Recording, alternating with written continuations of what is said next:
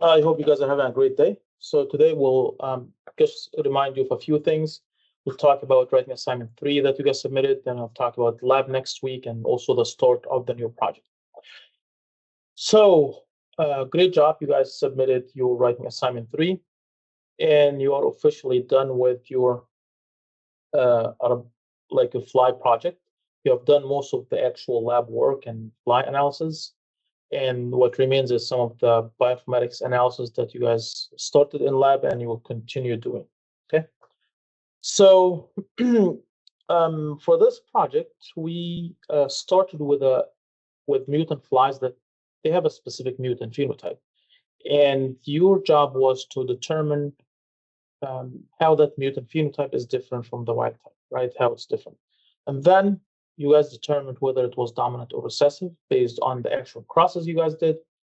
Then you wanted to see if it's also sex linked or not. And then you did mapping crosses to determine where exactly on the chromosome it's located. And you have constructed a genomic map. And then we also wanted to know how the wild type allele is different from the mutant allele. So for that, we did DNA extraction for both the wild type and the mutant. And we realized that we're not really interested in the entire genome of DNA. Well, we only care about one specific gene, right, which is your gene of study, ebony, singed, vestigial, or black. So then we said, okay, let's do a PCR to amplify one specific allele, which is this gene. And we've amplified the wild type and the mutant allele using PCR. And then we sent those sequences, those amplicons to be sequenced. And then we did comparison. We're comparing the wild type and the mutant allele. So, and this is what you guys have started in lab this week. And a couple of things about the analysis. So the analysis that is, so the process and the steps that are highlighted in the instructions file, this is what you should follow. So you would first find the amplicon. Once you find, which is basically you do find the forward primer and reverse primer, and one of them will not be found, so you have to do a reverse complement. So once you find the amplicon, then you will compare that amplicon, which is the piece amplified in PCR, you will compare that to the mutant alleles, right? Because that file that you downloaded from Flybase, this is the wild type. So the mutant sequences they come from the Finch TV files that you have provided. You have a forward primer and a reverse primer. For vestigial, we gave you only one copy, one sequence. Once you're done with those, when you compare the wild type and the mutant, you may discover that there is a deletion or insertion or substitution. So what you should generally do is to take those mutations. For example, I saw that there's a deletion at some specific position. A big piece was deleted. So my job is to go to the original document file that has the wild type and apply those mutations that you found and apply them to the wild type file. I saw that some of the preptases made your life easier, and they sent you the sequence. They sent you the coding sequence for the wild type, for the mutant. I think Richard. So. That was they made it easy, which is great. But I also still wanted to be able to identify like how to find the mutation, right? So because in real life, you will not get, nobody will send you the sequence of the mutation, right? But it's great, it's a good practice. But I still want you to kind of look at the file and see if I see a deletion at this position, let me apply that to see exactly what where that deletion happens and how it affects the coding sequence, if it does. So, but I think, so another point regarding the analysis is please do not leave lab early. Do not leave until you have finished all what you need to do. Don't just leave and be happy. I mean, I want you to be happy, but I want you also to be, when you leave lab, that you understand what you're doing, right? Some TAs will just let you leave if you tell them that you are done, but I've instructed all TAs to have you guys stay in lab until you're done. So in order to leave, you need your exit ticket from the lab is to show your TA that you have done the job, right? Show them what analysis you have done, okay? So this is regarding the lab analysis. I got a couple one student, but that kind of showed that there might be an issue with grading writing assignment 2 for one of the sections.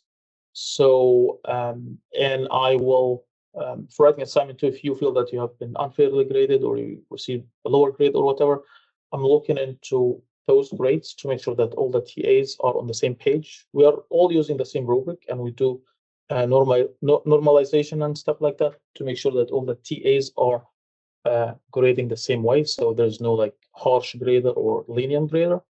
So I'm looking into that for one specific lab, and we'll make sure that it's not the case, and to make sure that everyone is receiving a fair grade and also similar to other labs, right? So that shouldn't be a problem if you're in a certain TA's lab, right? You shouldn't be penalized or receive more points. All students should be treated equally, and that is one of my main responsibilities. So, okay, writing assignment 1 submitted. You guys did a great job, and your TAs will start on grading your writing assignment 3. They'll give you feedback before you submit your writing assignment 4.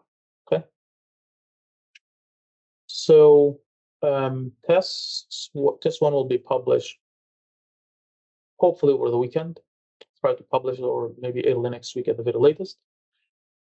So are there any problems, any questions, anything about lab, about the course, anything in general? I try to see a lot of you in the lab just to talk, have a one-on-one conversation, but that's not possible for all labs because I teach sometimes. Yes? When do we start working with plants? Yeah, that's a really good question. When are we going to start working with plants? This upcoming week. So we'll start our Arabidopsis project this week. Okay. So one last thing is, for some of you did not get lab, like didn't get gel pictures. And I've asked the TAs to see if there is interest in students repeating those labs, and we're planning to have that done yesterday, Thursday, but not enough students reached out to their TAs. TAs reached out to students, and most of them did not indicate their interest. But then we got a few students said, "Wait, no, we want to do it." So we'll have this upcoming Thursday. We'll have a lab. The lab will be open at two different times to give you guys a chance to redo the PCR and or the gel electrophoresis lab. It's not required. If they didn't work out, we can give you a gel picture that you can analyze.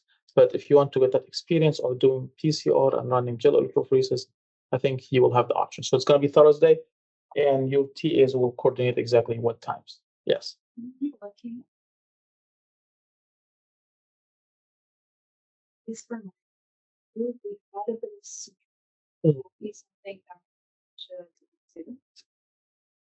So the question is, if your gel has a smear, if you have a band plus a smear, I think that's fine. But if you don't have a band, I think you could probably repeat it. A smear, what do you guys think a smear means when you have like a long smear on the gel? What could that indicate? It means that my guess is that the DNA was moving too quickly in order to congregate as a band and move down as one unit. So, but if the DNA is moving quickly, well, the DNA has a specific size, right? You should still see like one big band.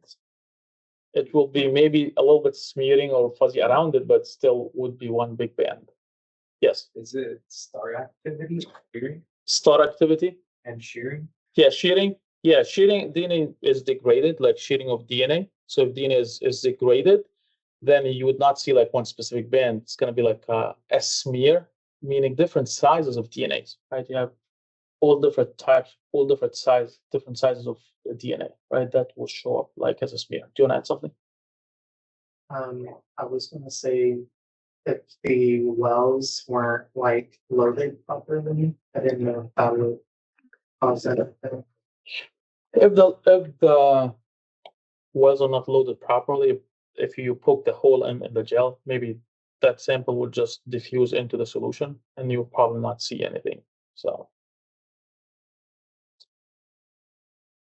okay. Any questions, folks, on Teams? Do you guys have any questions? Because I can't see. Okay. So Gabriel, I said I missed this week's lab because I wasn't feeling good. We got any of the slides? I'm nervous about the pre-lab for next week. I already booked, which is better than her pre-lab. Is it? Okay. So if you missed lab, reach out to your TA, and TAs should have maybe a Teams or a way to communicate with you, and that's where they should post their slides. Lab slides are the same for all labs. It's not like every TA has their different version. It's the same. But maybe some TAs will have maybe nicer looking or better looking slides, but they have the same content. So I would definitely reach to my TA. Working on this specific gene. Okay, you've been assigned a gene. Okay, that's cool. I think TAs are reaching to students this week, today and tomorrow, to let them know what their gene is. So, but we'll talk about what will happen, and I'll be posting pre-lab after class, and you guys should know what you would be doing. So we're done with the fly project, and we still have to do like the blast analysis. So please continue to work on that. And then we'll switch to the Arabidopsis project. So in flies, we give you a phenotype, we give you a plant, right? Or not a plant, we give you flies that have a specific mutant. And we want you to study this and go back and find the actual gene that's causing this mutation, right? And look at its sequence. So we'll do the other way around. We'll give you a gene that has no known function. And we'll ask you, if this gene is mutated, what phenotype could you expect? Right, so we're doing genetics, we're doing reverse genetics. So in flies, we did forward genetics, where we start from a phenotype, and we wanted to find the gene. In Arabidopsis, we'll give you a gene that has no known function, and we want you to find the phenotype. What phenotype does this gene cause? What does it lead to? If this gene is mutated, what does it cause? What is it part of? And to do that, we'll have you study the gene. We'll look at different bioinformatics tools that hopefully will teach you, and you will learn about what this gene does, what it does in the plants, and then you will propose a hypothesis. Yes. One final quick question about flies. Do we purge all of our flies now that we're done with them, or? Yeah, generally would have students purge their flies and throw them away, but probably just leave them for a week or so. We might do something. It's not related to the project, but might be some type of outreach activity, or we'll try to take videos of them or something. But for the project, there's nothing else you need to do with them. You can just leave them for a week or two, and then I'll ask you to purge them. My TA said to keep them until the end of the semester. Is your TA Richard? Yes. Oh, yeah, Richard used to teach this class back and like long time ago, so probably he still remembers the old instructions. But just keep them for a couple of weeks, and then we'll let you know. Okay. So so in this project, we'll give you, each one of you will receive a gene that has a specific gene number, and this will be your assignment for the rest of the semester. And this is an individual project, so you'll work on those flies on your own. So now that you got the experience to work in a group, you will be working on your own. Okay. So in your lab, so at the end of the semester, you will design a website to submit a website. So you will be working on that website from day one, this upcoming week, and you will update this website weekly, and we'll grade those at the end of the semester. So that website kind of summarizes your findings about your gene. So, and I think I might be able to. And your TAs will talk more about this in lab, but I think I'll just share one example of those. One example websites from students.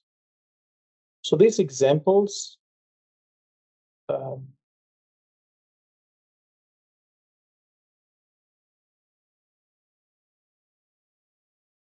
where is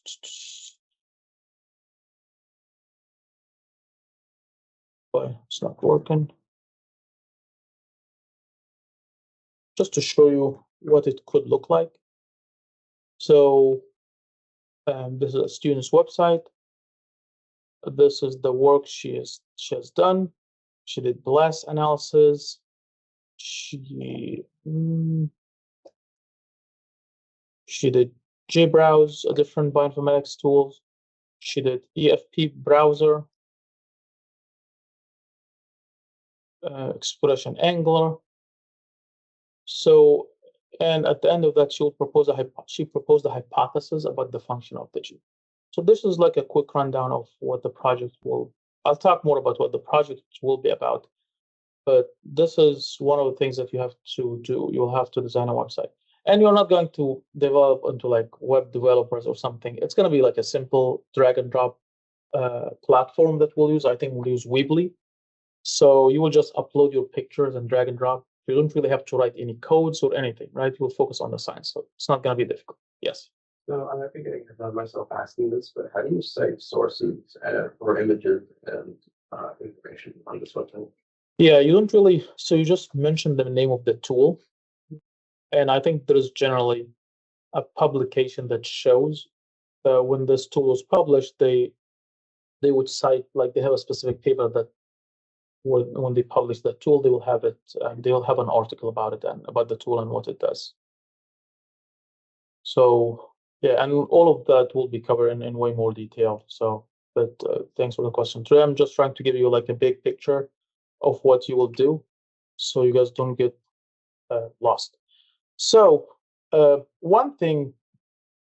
So as we're starting a lot of the bioinformatics now, this is the bioinformatics or the analysis of biological data is actually the foundation of this field is actually genomics, right? So genomics, which is having a complete sequence of a genome of a specific species, this was the basis for bioinformatics, right? So all types of bioinformatics that you hear about will have to have, so the foundation of that is the field of genomics. So if you think of having a complete sequence of a specific species, you could think of it as the basis of all the bioinformatics or omics work that you could do. So in Arabidopsis, for example, you need to have like a sequence genome, right? Before you can do anything, right? In any species, the first thing you have to do is just sequence the genome. That's why in humans, right, we had the Human Genome Project that was started back in the 80s and ended. It was finished complete in maybe early 2000. So they started with the human genome. This is like the reference genome. We know where the genes are, and then we can study like what each gene does, and we can have a conversation. We can ask which genes are expressed. We can ask all types of questions. But before we get the complete genome sequenced, right, we'll have a hard time. So once you have the complete genome sequence, right, you know where the bases are, what they code for, then we can ask the question, okay, out of those, maybe in humans, once we have the entire genome sequence, we can ask, which of those genes are expressed at what time? Because not all genes will be expressed, obviously, right? Some of them will be expressed at certain times in different tissues. So then we can move to the next step. Look at the transcriptome. Which of these genes are expressed when and where, right? The same goes for Arabidopsis. Like you can ask, which genes are expressed when and where, right? So then we can ask the question, now that we have the transcriptome, we know all the genes that are expressed, we can ask the question, which of these genes that are expressed code for an actual protein, right? And it ends up producing a protein because not all transcripts will lead to a protein, right? So then we can study the next level, which is the proteome. We can look at all the proteins that are expressed at a certain time in a certain tissue. Once you do that, you can look at the metabolome, like the field of metabolomics, and which is like the small molecules. We can look at different cells and compare maybe brain cells to kidney cells and ask the question, how are these two cells different? Not when it comes to the genes, or the proteins, but when it comes to small molecules. Which one of these would have more specific types of small molecules? And then you can put all of those together, right? And this is what the field of systems biology is trying to do. It's just to put all types of data you have, put them together, and try to come up with some understanding of the species or the individual or the organism, right? Given all what we know about humans, maybe genomics, proteomics, transcriptomics, can we predict or explain how a human being will function in a certain condition, certain environment, certain disease, how they will respond? So systems biology kind of putting everything together and trying to explain, right, how a certain organism will respond or behave or stuff like that. So this is like the big picture. So that's why the Human Genome Project, we started with back in the 80s. They started with a huge, they had different collaborators from different countries, and it took them about 20 years. And it cost actually about, I don't know, 13 or 3, okay, $3 billion over 13 years to complete the Human Genome Project. So that many years. But if you want to sequence the human genome today, how much do you think it will cost? Yes. It's like $1,000. Yeah, less than $1,000. So the entire Human Genome Project, right? So they sequence, so that Human Genome Project, they sequence the genome of one person, right? And they spend that much time. So, but today you can sequence it for less than $1,000. And this is because the cost of DNA sequencing dropped significantly. I think, and to early 2000s, that's with the discovery of next generation sequencing. So the cost dropped significantly, right? It significantly declined. So this was probably the fastest price drop in history. Right, and I have a video on mine. I don't know if we'll have time, but let's quickly look at this.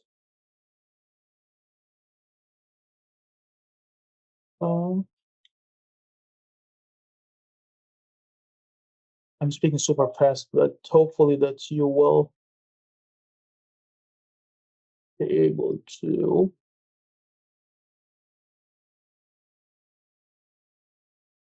Is that?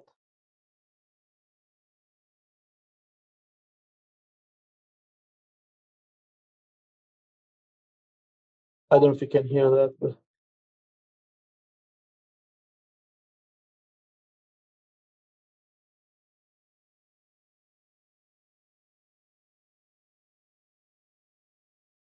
that's okay. I think it's not.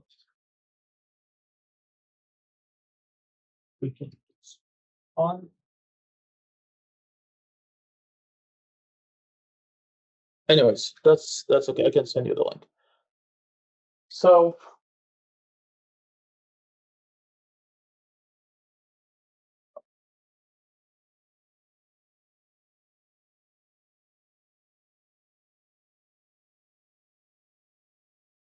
okay, cool.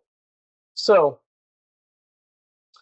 so to give you a sense of the price drop, it's like that percent of drop. It's like the 120K Cybertruck dropping to 50 cents, right? From 120,000 dropping to 50 cents, something like that.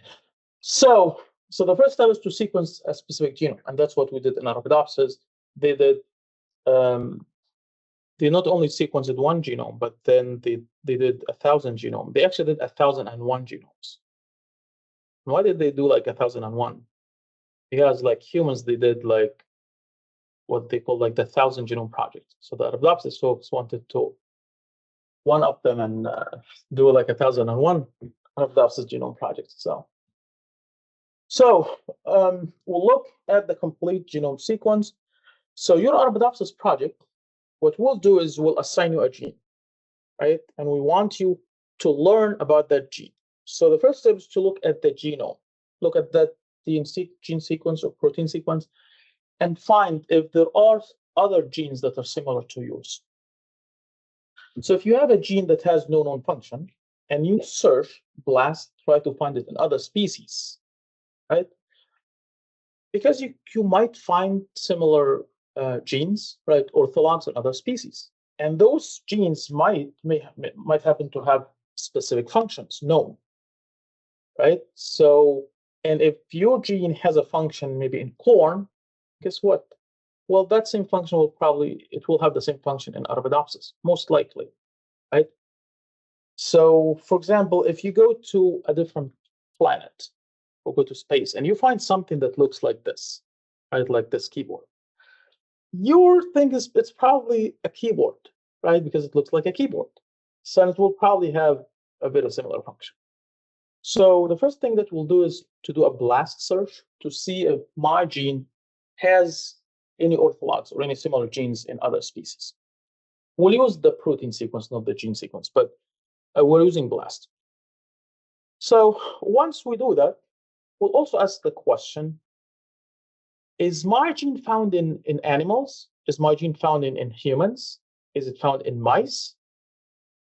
And what if it is? If you find it in mice, what does it tell you? If your gene is found in humans, animals, plants, mice, everywhere. That means it's a very critical function to like life in general. It's a critical function. It's probably also a conserved function, something that is found in both plants and animals, right? Maybe cellular division, DNA repair, whatever, something that is found in both plants and animals. So, but if your gene is not found in any animals, it's only found in plants. You search humans, I don't find it. Mice, rats, pigs, I don't find it. I only find it in plants. Well, that tells me, okay, this gene has something to do with plants, something that's only found in plants. Photosynthesis, root, something that has to do with plants. So once you find what it actually, whether it's found in plants or animals, that kind of narrows down the list of possible things. It's not very a short list. It's a lot of possible functions because there are maybe thousands of different functions could do, right? But at least you have kind of excluded all things that are found in humans, or so you would know that it's a plant-specific gene, or maybe not a plant-specific gene. So once you find where the gene is located, like if it's found in other species, we want to ask the question, where in the plant is my gene expressed? What tissue of the plant? Right? What times? Under which circumstances? Right? Is it expressed in response to stress in the morning, at night? Right? Which tissues in the root, in the shoot, in the leaves, in the fruit? And all of those are legitimate questions that you can answer. You can ask and answer by looking at the data. So you will not write any code, right? You'll just put your gene name and it will show you those colored images, right? And you can learn if it's highly expressed, where and when. So for example, in this case, you can see that the gene is highly expressed in this tissue. I think this is the developing embryo. So you would know that my gene has something to do during embryogenesis. So then we'll ask another question, which is, what other genes have a similar expression pattern to mine? What genes behave like mine? What other genes are always expressed and at the same times like my gene? What genes are correlated with my gene? Because if you happen to know what these genes do, then probably your gene is probably part of the same function. So for example, if what's your name? Ahmed. So if I don't know, if I see Ahmed, and what's your name, sir? Alim. So if I don't know Ahmed, but I know Alim, he's a biology major, right? If I know Alim, he's a biology major, but I don't know Ahmed, what he does. But every time I see them on campus, they are working together. They go to the same classes, attend the same lectures. So I could probably guess that Ahmed is probably in the same program as Alim, right? So similarly, in plants, we can ask the question, what other genes are co-expressed at the same times, in the same tissues, go to the same places, same classes, like my gene? And if I happen to know what that other gene does, I could probably say, well, then my gene must be doing the same function, right? So that's another piece of information. So then we can ask another question. This is like, what other genes are co-expressed with my gene? Then we can ask a question, which is, what other genes are physically what other genes is my gene physically interacting with? Right? What if there are two, if your gene is physically, or your protein is physically interacting with a different protein, right? So the fact that two genes are expressed at the same time, it doesn't mean that they are interacting, right? So it doesn't mean that they're physically interacting, right? They are coming to the same class, but they're not necessarily talking to one another, right? Similarly, maybe when you call 911, right, you have police, ambulance, and firefighters. They are responding to the same event. They may not necessarily be physically interacting, right? The police is maybe standing out there just watching if it's a fire. So the firefighters is just fighting the fire, and the police is just standing. So they are not physically interacting, but they're responding to the same event. So, but in this case, in case of interacting proteins, we want to find what proteins are physically interacting and touching my protein, right? Because this will give you another piece of information. So, and it's not like you will do one tool and it will give you all the information, but rather each week you'll do one tool, right? One or more tool, and that tool you will learn something from each tool. Okay, so it's a process, and each week you will learn something. And for you, some tools would be more useful than others. So not all tools will be helpful. Maybe you can find that you benefited maybe from the EFP. Somebody else will benefit from another tool. Okay. So once we do all of those things, you will come up with a proposal. Based on my research, I could propose that my gene, since it's expressed at this time in this tissue, co-expressed with those genes, you could propose a function for your gene. Okay? And you will put those data on the website, and then you will also give an oral presentation. Right? So you'll give an oral presentation in lab, like 5 to 7 minute presentation. So back to the project, we'll give you a gene that has no known function, right? And we'll ask you to do gene discovery to try to discover what this gene does. What potential value is this? If you discover, like if you do gene discovery, try to assign a function for a gene that has no known function. What possible value is this?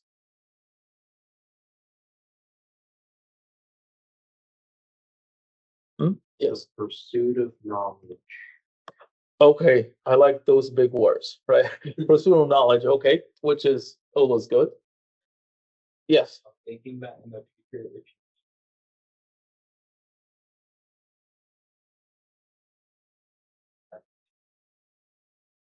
Okay, so if you find a phenotype or a mutation that is actually related to that specific gene, that would be useful. Okay, yes.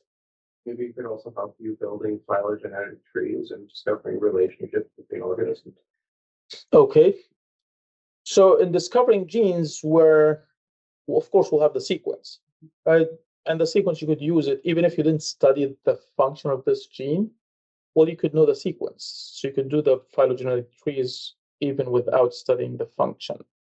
I mean, it would definitely help to know what function it does. But yeah, you don't really need the function to design, to come up with a phylogenetic tree, but it could definitely, it would be helpful to know. So think about the different, so in plants or animals, think about the different phenotypes that we see, and we don't know what's causing them, right? Like in humans, there's a lot of disease that we don't really know what's causing them. So when you study a specific gene, you could end up discovering that this gene is actually responsible for the disease that we don't know what's causing it. Right? So there are numerous diseases that we don't fully understand. So that would be helpful if you study a gene. Yes. If that gene ends up being useful, you could maybe figure out how to transfer it into something agricultural crop, like potatoes on the screen. You could take some gene that would increase its survival rate against some insects, and transfer it into the potatoes to get more useful or like useful crops. Exactly, and this is what actually is happening in genetic engineering.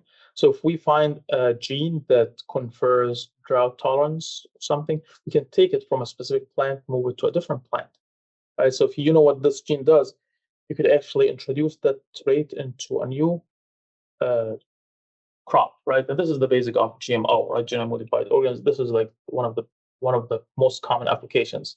So they take genes from, one example is they do corn BT, which is they take a gene from Bacillus thuringiensis, they take a gene from bacteria, that kills insects. They put it into corn, and corn will produce the toxin, right, that kills bacteria. So gene discovery is to understand what the gene is doing is definitely of a great value. So when we do it in Arabidopsis, which is a model organism, it's like the Drosophila for plants, right? It's like the plant Drosophila. It's like a model organism. So when you study Arabidopsis, a lot of what you study and a lot of what you discover will apply to other plants. So Arabidopsis is like a tiny plant. You can fit like a million plants in that small area, right? So the pathway of studying, if whatever you discover in Arabidopsis will generally apply to other plants. It's not like Arabidopsis have one specific way of doing something and another plant will have a completely different way, right? Plants are similar.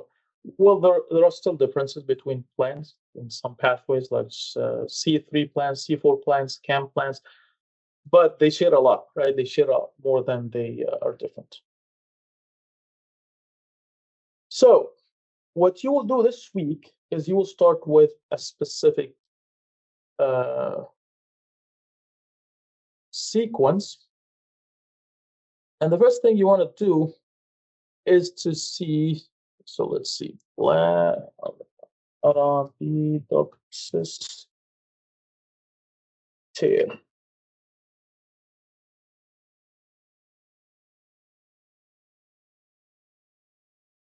I'll just find a specific gene.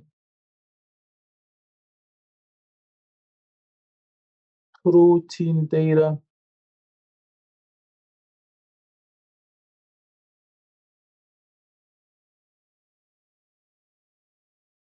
Protein.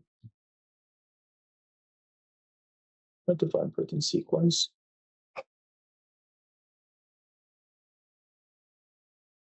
Is this a protein? No.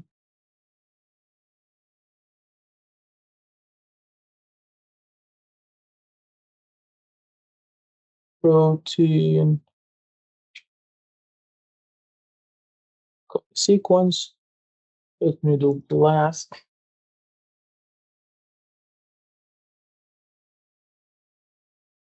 So BLAST protein.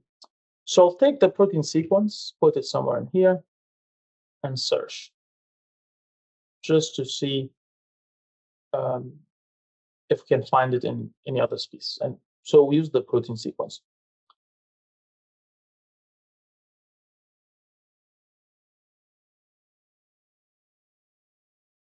Okay, let's give it some time. So, and you guys know that proteins, right, they consist of amino acids, right? That's not news, hopefully, to any of you. So, and each amino acid is different, right? They look different. They have different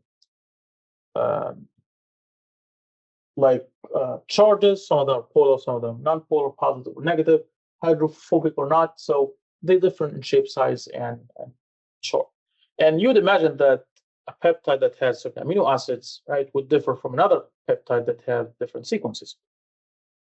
So, and we happen to see that there are certain sequences that we see pretty frequently. There are certain sequences that you find an alanine, lysine. You have a specific sequence, and those are sequences that we call domains. So when you see something, it's amino acids in certain order. We call those domains. So for the purpose of this class, I'll use the word motifs and domains interchangeably, although they're not exactly the same, right? If you're taking biochem or something. So motifs and domains are not exactly the same, but for the sake of this class, I'll use them interchangeably. So it's a piece of protein, it's a piece of peptide, amino acids, or DNA sequence that when you see, right, you recognize it. I know the sequence. Sometimes it has a known function. Sometimes we don't know what it's doing. Right? Sometimes we see this domain, we don't know what it's doing, but it's a recognizable domain that we know. It has a specific pattern. Okay. So, and domains, right, or motifs, they have a specific sequence. I don't know if this is tyrosine or you have specific amino acids in a sequence, right? You have to have them in a certain sequence. And they differ in size, right? They could be small, they could be big. Some of them have functions. So, for example, these are the beta-beta motif. I'll talk about some of the domains that have known functions. For example, there are some what's called DNA binding motifs. So whenever I see that sequence, I know that this piece of protein is actually involved in DNA binding. It binds to DNA. So, for example, if this is DNA and we know that DNA is negatively charged, in order for a protein to bind to DNA, well, that protein, it needs to have certain amino acids, right? So an amino acid with certain size, shape, and charge in order to be able to bind to this DNA, right? So that DNA must have, so that these proteins, right, that peptide needs to have certain amino acids, specific sequence, so they can bind to DNA. What group of proteins will bind to DNA? I mean, one group of proteins, one famous group of proteins that bind to DNA. They start with transcription factors. Yeah, so transcription factors is one group of proteins that bind to DNA, right? They recognize DNA. So, and one of them is called like the zinc finger motif. It's a specific sequence that binds to DNA. And its sequence goes like this. So you need to have, I wonder if this will work. Okay, cool. I didn't expect something to go along this campus. This is good. Okay, you guys cannot see my lovely face. Good.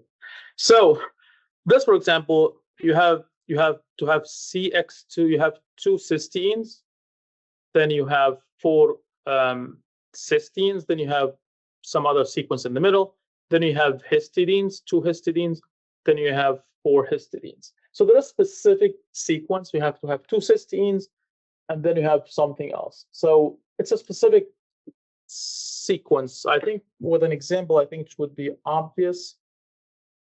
But you really need to have these 2 histidines and these 4 histidines because these are histidines. You need to have them in order for them to be able to bind to have that complex so they can bind to DNA. So you have to have these 2 protruding histidines. And they are, as you can see, they are at a certain distance from one another. So if you mess up that sequence, that amino acid or that protein could probably not be functional. I think I'll show you another example at the end of the sequences. But the main idea is that motifs, they have to have a certain sequence, right? And we recognize that. There is another motif or domain called the B-clam motif. And whenever you see it, it's involved in a lipid or fatty acid binding, right? So whenever you see a protein that has this domain, we know that it specializes in lipid binding. It's involved in lipids. So searching my gene and see if my gene has any specific domains could be a hint, right? If you see that your gene has a DNA binding motif, well, then probably my gene is a transcription factor, right? This is an ATP binding domain or motif. It's called the P loop. So whenever you see it, you know that this protein binds to ATP, right? So you have a glycine, then you have 4 other letters, then you have a glycine, threonine, or serine. So you have a glycine, and again, you don't really need to memorize any of those equations. I'm just showing you that each motif has a specific pattern. You have to have a glycine and 2 glycines separated by 4 other amino acids. So you could see that this is the P loop motif. This is how it looks. So this is a lysine over here. This is T. I don't know if that's a tryptophan or whatever, but it has to have a specific sequence in order for it to function. So this is an ATP binding motif, right? So this P loop binds to ATP. And you could think of groups of proteins that bind to ATP, I think mainly kinases, right? Because they phosphorylate other proteins, they turn on and off other proteins, so they need that phosphate group. So it's called the P loop. So one example of these binding motifs is that you would have these. So you have a glycine over here, and then you have like a GKS. Okay, this is one example of these motifs. So you have to have a glycine, which is here, separate, and another glycine. They're separated by 4 letters in the middle. So every time you see that sequence, you would know that this protein binds to ATP. Okay, so when you put your gene on BLAST, it could show that it has some domains, and that would be helpful. So let's look at our BLAST that we ran, if it showed anything. Okay, so looking at this, we could see that it says, so my protein, you can see it exists in several species. Here you could look at the descriptions. The species in Arabidopsis, it's found in Camelina sativa. I don't know what that is. You'll have to Google it. But you can see whether it's what other species it's found on. And you can specifically search humans, plants, different species. But let's look at the graphic summary. I see that my gene has 2 domains, this domain and this domain.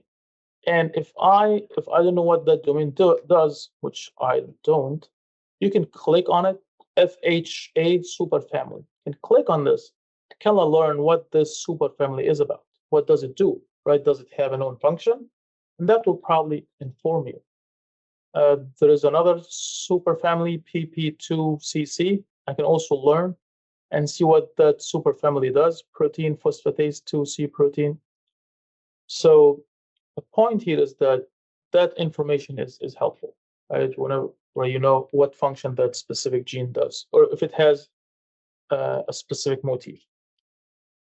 So a lot of proteins, they would have more than one domain, right? So many proteins have multiple domains. So I think this is the insulin-like growth factor receptor. It has different domains, right? So you have this domain, and have multiple domains. So, and you could think of domains like different parts of the protein. So you think of different domains, maybe an enzyme, or an enzyme grabs the substrate, right? An enzyme grabs the substrate, and then another part of the enzyme does the reaction or something. Right? So you think of proteins as having multiple domains, and each one does something specific. Maybe one of them recognizes the substrate, the other one is maybe the active site. So, okay, I think the rest of that stuff probably TAs will talk about in lab, but I just wanted to make sure that you know what you guys will be doing. So this week's pre-lab, you will pick a gene, or your TA will assign you a gene. We'll have you find the protein sequence like we did today, and then you will go to BLAST, do a search, and then you'll explore some other databases. Okay. What questions do you guys have? Any questions? Okay, I'll be posting the pre-lab. It's a little long, but it's don't let that scare you. There are only a few questions, maybe 10 or 15 questions, but the text is big because it has a lot of text and explanation. So, okay. Scored.